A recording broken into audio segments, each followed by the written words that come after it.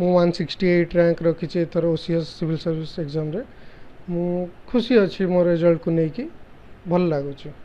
कौन लोकों सेवा करेंगे जिते प्रशासनिक स्तर में आप मनोनीत हेल्ले कि सेवा करेंगे आशा रखुं?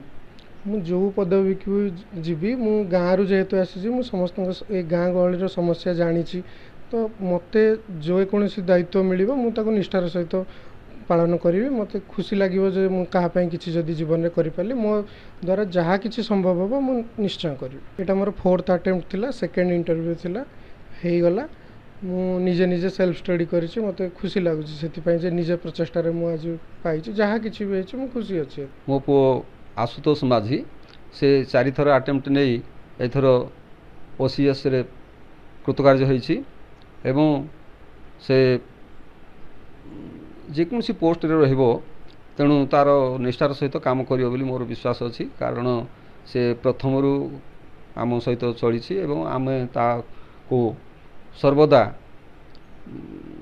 10-12 घंटा परिश्रम करने सब बड़े प्रोत्साहन दे आसु। लोकों सेवा करने माने जोड़ा कहती सचोट उपाय से बाटर जावाई परामर्श दि जाउछि।